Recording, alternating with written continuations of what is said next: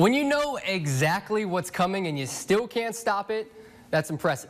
Duke got crushed by this year's Heisman Trophy winner Jameis Winston in the ACC Championship. In the Chick-fil-A Bowl, hoping to at least contain last year's Heisman Trophy winner Johnny Manziel. Florida State getting back into their routine this week. Obviously, Coach Jimbo Fisher and Jameis Winston had some stops over the past week and a half. A little Heisman Trophy ceremony in New York City. Winston on David Letterman, not too shabby.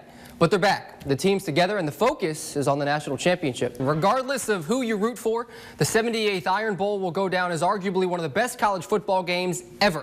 If you're an Auburn fan, the ending was priceless. If you're Auburn, not so priceless. The SEC is fining Auburn $5,000 for rushing the field after the biggest Iron Bowl in history. The first stop on the Gus bus, rock bottom. Gus Malzahn hired to turn around a team that finished 3-9 the year before. From rock bottom, the Gus bus has stopped at Immaculate Reception Road, 1 Second Way, and 8 Straight Winds Boulevard. That bus route has earned Malzahn Coach of the Year consideration.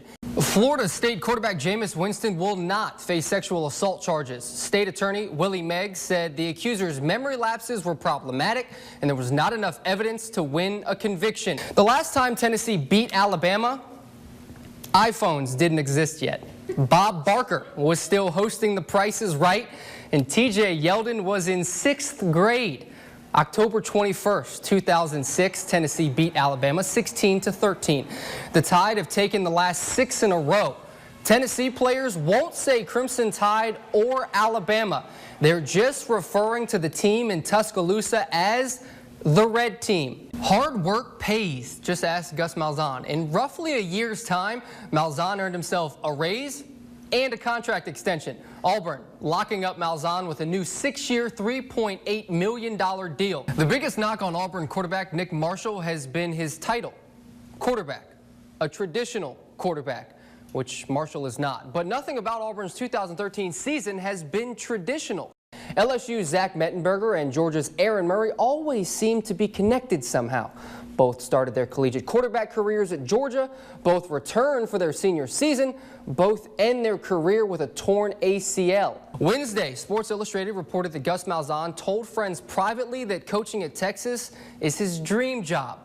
When asked about the Texas job, Malzahn, as straight-faced as could be, said, "I'm tickled to death to be the head coach at Auburn." It's been a tough season for the 2-6 Northview Cougars, but a silver lining today with sophomore wide receiver Colby Easley earning an invite to the 2014 U.S. Army National Combine.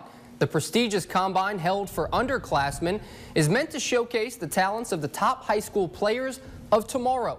We're live from Providence Christian High School. If you saw the tees, we're joined by the Providence Christian High School student section. They were a little loud. They're going to keep it quiet while we get through sports. But if you want to wave your pom-poms, you guys can. They're pumped. We're here at Providence Christian because they're taking on their rival, Houston Academy, which didn't turn into a rivalry until 2009. But it's heated up. And tonight, Providence Christian going to try and knock off the top team in the region. You know, when you're Alabama, your issues are different than other teams' issues. Winning, not an issue. Fans staying for the final whistle, according to Saban, that's an issue. We've got great energy and enthusiasm, great passion for the university, and there's a lot of people that really would like to come see Alabama games. I think that some kind of way everybody that chooses to go to the game should stay there and support the team, for the game. And, maybe if you're not interested in doing that, you should let somebody else go who really would like to go, because I have lots of people who want to go.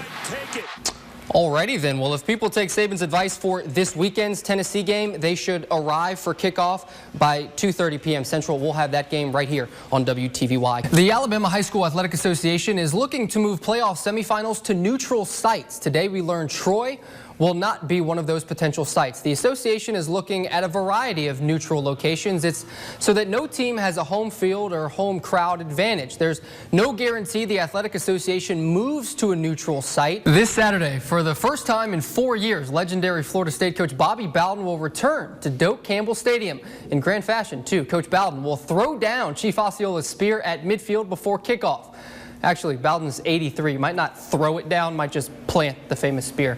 Regardless, nearly 400 former players are expected to attend Saturday's game against NC State. Bowden coached the Noles program for 35 successful years. He is the winningest coach in FBS history. Bowden says there are no nerves. He's just excited. Florida State, NC State kickoff Saturday at 2:30 p.m. Central on ABC. The Gus Bus is currently fueling for Week 9. Along its route thus far, the Gus Bus has picked up a 6-1 record and a national ranking of 11th. Progress? Clearly. But the Gus Bus hasn't arrived at its final destination just yet. The Tigers look to pick up win number 7 this Saturday against Florida Atlantic. Malzahn attributes their success so far to their rushing attack, the offensive line, and Jay Prosch, to name a few. The Tigers are working to fix mistakes, and Malzahn clarifies they're not a spread offense. We don't consider ourselves a spread offense. Spread to me is kind of throw to open up the run. We're a two-back run play action team that runs the football to open up the pass, and we just happen to do it at a fast pace, and I think that's the reason people categorize us sometimes as spread. Spread, good for bagels, not Malzahn's offense. Auburn looks to continue their overall success Saturday at 6:30 p.m. Central on Fox Sports Net. This season, Troy football has been Dr. Jekyll and Mr. Hyde, especially on defense. Head coach Larry Blakeney says during the off week, the defense has been stressing two very important factors. Two most important things about defensive football this day and age, certainly number one and paramount is tackling. Number two is playing the ball in the air. Because it's going to be out there, it's going to be up there a bunch, Troy, Western Kentucky, football's in the air on Saturday at 3 p.m. Central on ESPN3. Alabama safety Vinny Sunseri had successful knee surgery today. Sunseri left Saturday's Arkansas game after tearing the ACL in his left knee during the first quarter. As most do nowadays, especially athletes, Sunseri took to Twitter to inform the Twitterverse. It's like the universe, but just on Twitter, to inform the Twitterverse of his successful procedure. Sunseri's tweet reads, "Surgery went awesome, and I thank God for all the support. Can't wait to start working. Gonna be back stronger than before. Hashtag 4-month countdown." That means Sunseri hopes to be back fully healthy in 4 months. To be or not to be? That is the question in Hamlet. In College Station, it's to play or not to play reigning Heisman Trophy winner Johnny Manziel. Tonight will be the 36th meeting all-time. Dothan leads that series, 19 wins, 16 losses. I'm now joined by a man very familiar with this rivalry, Marquez White. He was a senior at Northview last year. Now he is a wide receiver at Florida State. More on that in a moment. But Marquez, first question.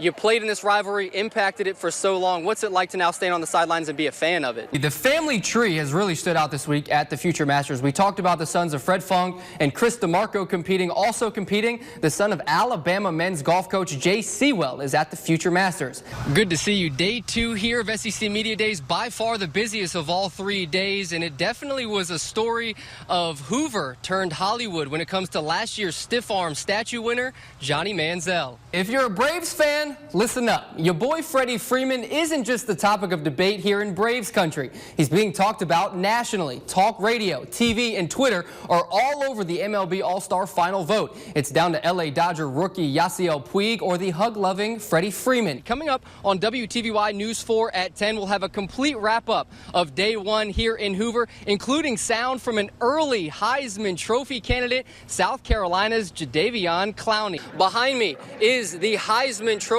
one of 2 Heisman trophies created. One will go to this year's Heisman winner. The other will go to their school. Ed Smith is the player that you see striking the pose. That was casted of him back in 1934. John W. Heisman, though, who the trophy is named after, he was both a player and a coach. Coached at Auburn, Clemson, Georgia Tech, among others. He's most known for creating and legalizing the forward pass in American football that we love today. He legalized the forward pass in 1906, 7 years before Enterprise High School fielded their first football team in 1913. Before we talk about the past, let's talk about the present. Here, tonight, Enterprise High School playing Daphne.